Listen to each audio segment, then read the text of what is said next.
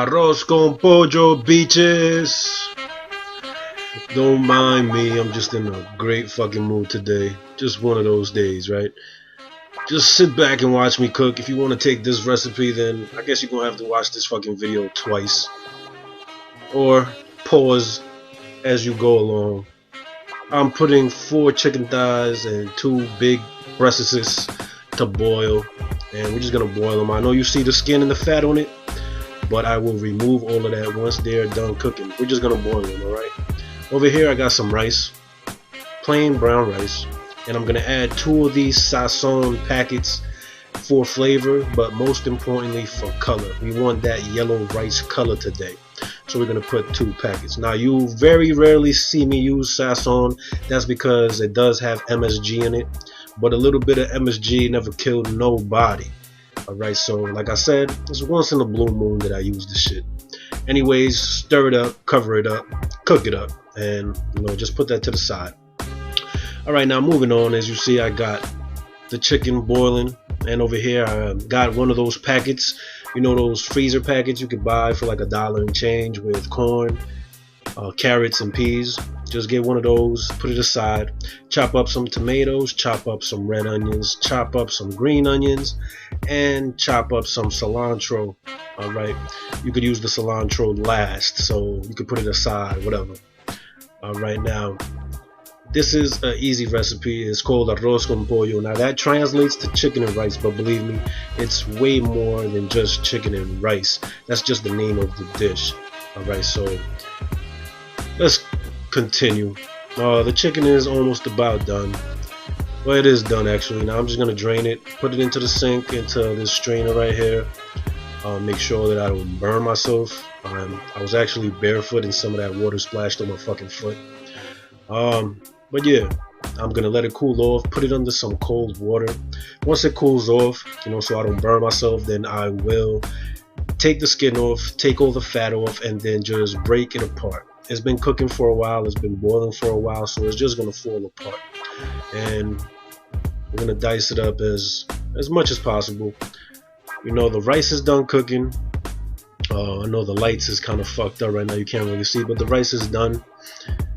And here I go, the chicken, I deboned it, I took the fat off, and I just took all the meat off, and I have it sitting there in the plate, still cooling off some. Now moving on, what we want to do is we're going to want to saute the green onions, the tomatoes, and the red onions. In the skillet I have some olive oil already cooking up. We're going to put those ingredients into the skillet. We're going to season it with some salt and some ground cumin. Alright, it's very important that you use those 2 seasonings to get the flavor that this dish really brings out. Just use the fucking seasonings I tell you to. Alright, salt and ground cumin, and that's it. Alright, now after you add the seasoning, you want to stir it up, and you're going to want to saute for about 5 minutes. Make sure those onions, those green onions and those red onions are fully cooked. Alright, you want to saute this at a medium-high temperature. Okay, and that's pretty much it for that. After they are done cooking, after you finish sauteing these ingredients, then you can go ahead and toss in the mixed vegetables, those frozen vegetables, the peas, carrots, and corn. Dump that in there, stir it up. You could dump that chicken in there, stir that up as well.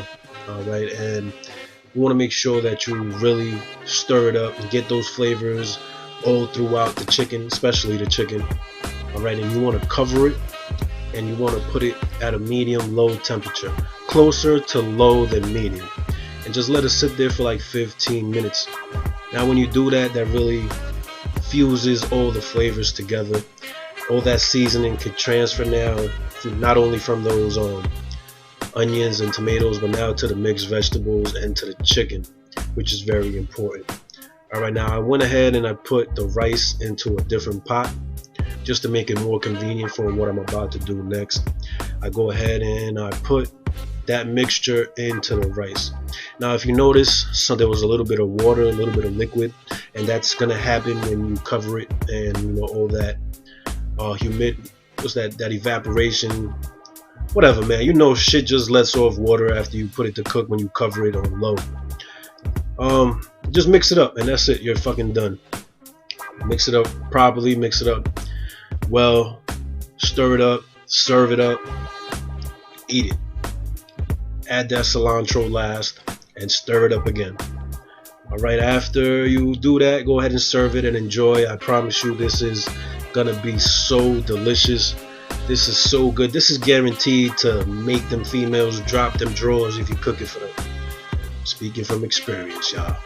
Anyways, here's my plate, man. That's some of the rice and green, my fault, a yellow plantain I got over there in the background. You see, it was really ripe. It's really sweet, and I grilled it, not fried.